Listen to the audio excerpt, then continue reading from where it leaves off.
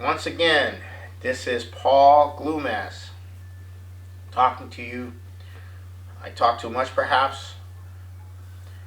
I'm talking to you on today, the 4th of December, 2019. And since we're on the West Coast here, I woke up and was making breakfast for myself and June, and the TV was on, and it was the judicial hearings. And while I was making breakfast, I could hear the tone of the voice of the first, the second, and the third of these expert scholars, judicial scholars. And the level of their personalities were so despicable, in the tone of voice, in the strident tone of the voice, that I remembered why I did not go to graduate school and why I became a revolutionary. I just remembered that in that moment. These people were suckasses beyond belief. I couldn't believe it, how bad they were. And then the more respectable scholar, Turley, there's nothing there. There's nothing there. The judiciary report is 300 pages, but nothing is in it. It's just 300 pages. By the time you're done reading the 300 pages, if anyone ever were to do that, your brains would be mush. You wouldn't know which end was up. So the spectacle continues. Okay, the spectacle continues. And and meanwhile, Donald Trump is in this NATO conference, and essentially he's talking about two things which were not really covered. One was not covered at all. One was the need to work with Russia on the nuclear war situation, to deal with that, to find some way to work out how to come back from a nuclear war and reduce the nuclear weapons. And the second thing was with Macron on the fact that we need to work with Russia and China. We need to work with Russia.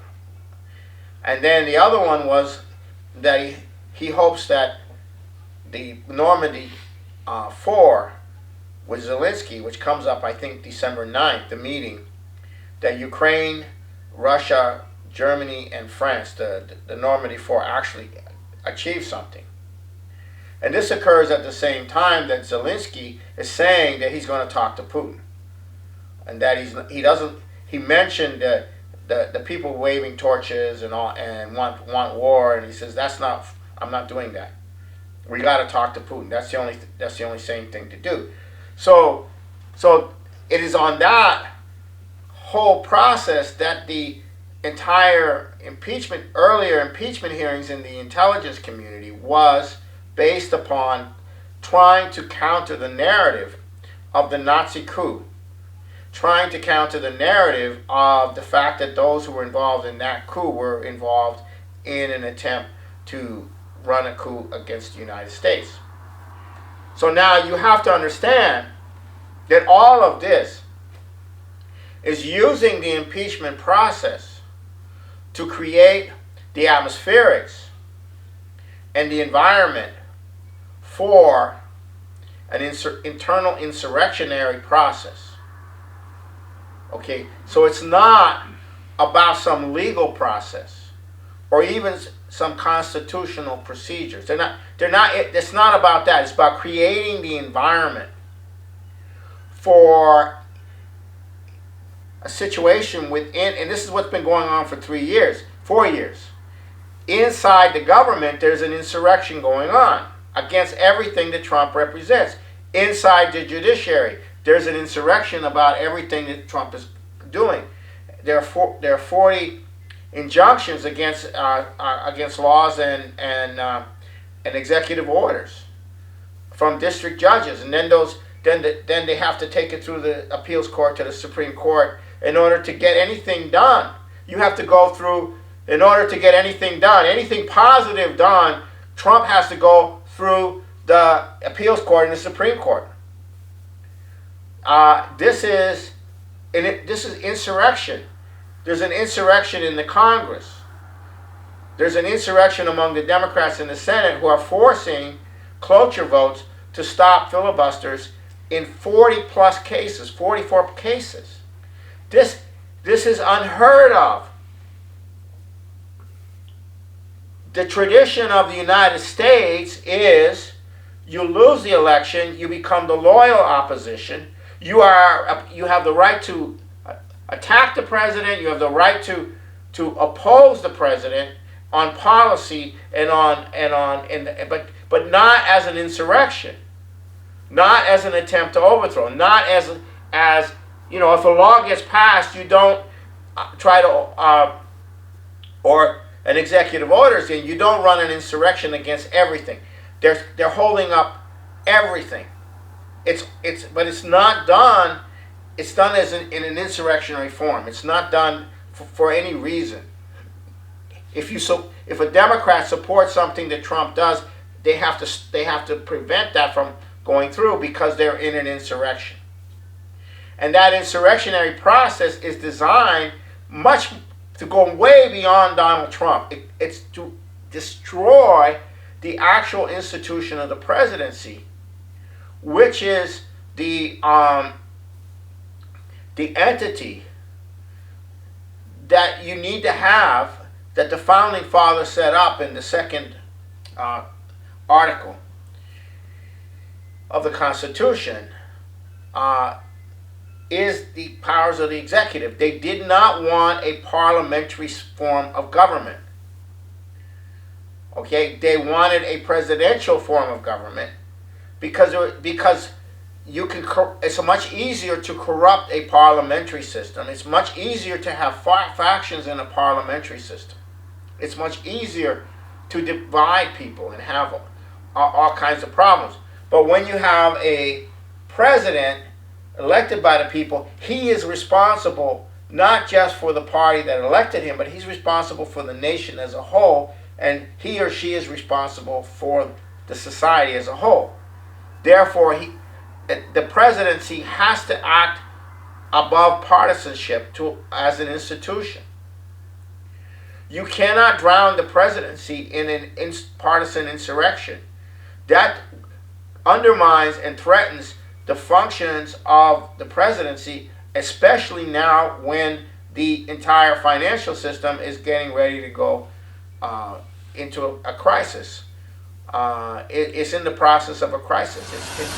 It's the only thing that's holding it together is the promise of plunder in China and Russia and the American people and so forth, just to keep it alive for a little bit longer. A Federal Reserve is buying increasing amounts of worthless paper in order to keep the system from freezing up.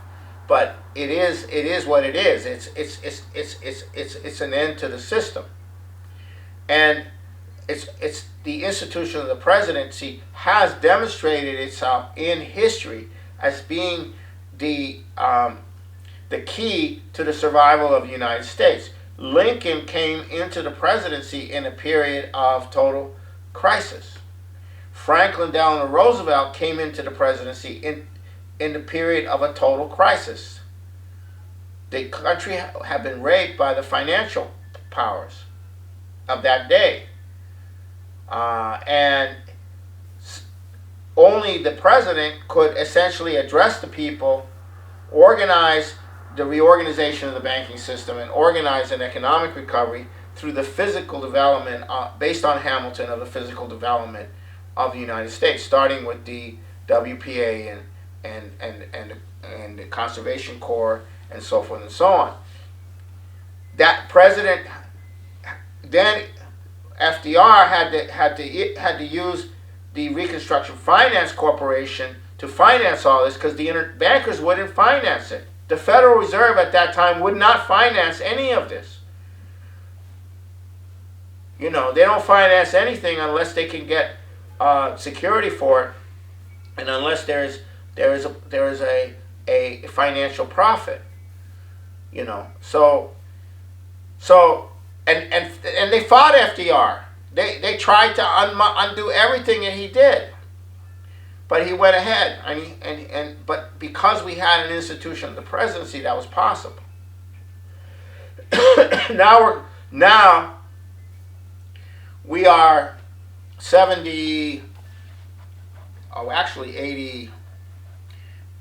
86 years since 1933. 86 years since 1933, and we're entering another huge crisis of that magnitude. And you undermine and destroy the institution of the presidency, and not just the president. You destroy its ability to be able to do anything. So the British, behind all of this, have this insurrectionary movement, and their impulse and interest is only to keep that insurrectionary movement alive, to do as much damage as it possibly can to the nation of the United States and to its ability to function in such a period of crisis, and disrupt any possibility that Trump could work with China, that Trump could work with Russia, etc. That's the purpose of all of this. It's whether they get an impeachment or not, whether they get all of that, you know, that's a secondary matter, you know. And the population elected Trump because they're fed up with this system. So the system is going before the Congress and explaining to the people why Trump is a treasonous because he wants to make peace with Russia. That's essentially what the message of the was. The whole message of all of those people, you know, on this Ukraine thing was he was trying to. The bigger issue that they raised was he was trying to undermine an ally, and that the Nazis were just like the Minutemen that you know were trying to bring freedom to the Ukraine. I mean, these people, this is nuts. So the last thing they want is to see the full story of what happened in Ukraine in 2014. And Oliver Stone has 2 movies out on Ukraine. One of them is called Ukraine on Fire. And boy, those 2 movies documentaries explain just what it was. And they don't want that out. They don't want it out. That what the real story is. So all of this, all of this is also an attempt to stop this information from getting out. And they have Google working on it. They have everybody trying to block those sites which are bringing this stuff out and suppressing, particularly people like Solomon, the columnist, who has been digging up a lot of the truth about the situation. They're trying to suppress him, so they're going after him. So that there is no. So this isn't they're trying to create a totally intimidating environment in the media and so forth. Now, just to give you a flavor of what it's like on the street, out there. So I'm out on the street with my with the big signs, and one of them says, "Trump can't do it alone. Make America be great. Trump can't do it alone." And what we're telling the population is, you got to come out of the closet. You got to come out and be more open about where you stand. Because what's happening is this climate of resist climate is very frightening to most Americans, because, you know, they have jobs and they have their kids going to school, and so forth and so on. And the way the people that have joined the resist movement that Obama set up is, it's not, what do they mean by resist? They mean that they're going to take it out on the people that are that show any kind of not being anti-Trump. It's not like it used to be. Well, you're for Trump. Well, why are you for Trump? Well, because of this. Oh, you're an idiot. You're a jerk. Okay, fine. No, they'll fire people. They'll slash tires. They will make it those people's lives at work miserable. They will organize other people that are part of the resist to target those people. So a lot of people don't want other people to know that they voted or supported Trump. There is this air of fear that grips most of the population about political discussions at this point. You have one resist member in your family, and you or influenced by the resist movement, and now you have divorces, you have sisters and brothers not talking to each other, you have parents and what have you. You hear all these stories of people losing their jobs. It's incredible. So it's a tremendous climate of fear. It's not a climate of fear on the part of the people that hate Trump. They can be very vocal. They can be as vocal as they want all over the place. You can get on national television like Robert De Niro and go F-U-C-K Trump. You can be like John, what's his name? The comedian. Stewart. Jon Stewart, and say, the only thing that Trump's mouth is good for is to hold Putin's cock. You can say things like that, and it's perfectly normal. But if you say you're for Trump, you're a right-wing racist, misogynist, anti-gay, anti-black, anti-everything. And then what happens when 40% of the African male population that's in working age says they're for Trump? Well, they just don't know their place, right?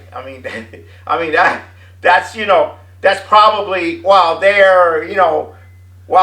they just confused. They don't know their place, right? So that's the mindset you're dealing with, and it's very problematic. And it depends on what communities you're in, and so it's a very but people aren't divided as much as you might think. It's this resistance. It's not a division based on like a religious division or a class division. It's not a class division as such. There is an aspect of that, the blue collar being more pro Trump because they got the brunt end of the post-industrial service economy, high tech, information but no development. You got a lot of information but no development. You got all these people who are highly technical people here in Seattle. You go down to Westlake, and you can't even walk anymore because of all of the Amazon people and all the techie people. But what are they creating? What are they producing in the real world? They're not producing anything. And then you have Tucker Carlson showing you how people like Paul Singer and Elliott Management are going around disrupting, shutting down towns, stripping companies, left and right. And so you have the interior of the U.S. being crushed, while the information part is being built up to manage the information, but not to develop. So that might be a class distinction, but it's really not. So there is no possibility for any of Donald Trump's policies to be really implemented except to go against the international financial community. He's going to have to go to war with them. And that is what he's moving towards. And then you have all these people screaming about, he wants to put the drug cartels on the terrorists, get them in classified as terrorists. Well, they are. But that's not about invading Mexico. Like everybody's saying, he wants to invade Mexico. No, that's about giving you the power to go after the banks, to go into their accounts, to monitor their accounts. That they don't tell you that. Have compassion for the drug cartels. After all drugs should be legal and free. We should have free drugs. Everybody should have the right to take as much drugs as they want, whatever drugs they want. Yeah, go out there and take a look at that policy being implemented in Seattle by the political establishment of Seattle. You see what that policy does. Oh yeah, right. Let them distribute heroin. Let them distribute this new powerful meth to the people there. If they want to take it, fine. Oh yeah, it says in the law that you're not supposed to do that, but we're not. We'll just arrest them and let them go. If you do violent crimes, okay, we might put you in for a little longer. But that attitude about drugs has taken over the Seattle City Council, and has taken over and the police department is demoralized completely by it. And that film is very indicative of this problem, Dying in Seattle. So that gives you a flavor of what those places that have adopted those kind of attitudes is happening. And besides, the world has too many people. So it's not a big loss if large portions of them decide to just use drugs until they drop dead. I mean, that's not a bad thing. I mean, really, when you think about it. I mean, that's the mindset that you're dealing with these people. I mean, it's criminal, it's genocidal, it's criminal. And it's coming from the British Empire. It's coming from British philosophy. It's coming from, it's coming from Adam Smith and the opium trade and all of that. This is the world, and that's what we have to crush. And we have a president who would be inclined to do so. That's why there's an insurrection against him, being run by the British, through the establishment, through the State Department, through the CIA, through the FBI, through the government, through the Congress. And that's going to continue. And that's a war. And that's a war we have to win. It's a war we have to win. And that has to be made clear. And then, guess what? We can't have voter suppression. So, you're not a citizen? Well, don't tell us that. Just register to vote. You're an illegal alien? Don't say anything about that. Just register to vote. That's in Washington State. You're going to get your driver's license at 16? Okay, well, why don't you register to vote, but you promise not to vote until you're 18? I mean, what is that? I'm against Susan DelBene. When I challenged her on that, she said, Congresswoman, she said, well, I'm against voter suppression. Yeah, right. Right. So you have this massive effort to try to enroll all these people who are illegal voters. And then there's nothing you can do about it. Where are these illegal people? Well, and to what degree are they knowledgeable or even know what it is that the country needs? So this is the level of corruption that we're dealing with, and that's how they plan to defeat Trump. That's one of the avenues of defeating Trump is this illegal voter stuff. Is this you have 20 million undocumented people in the United States. It wouldn't be nice to get a good chunk of them. Wouldn't it be nice to get a good chunk of them voting? And pass rules that prevent you from checking whether they're citizens or not. You cannot check whether a person's a citizen or not when they register to vote. That's illegal. Why is that? You got to ask yourself.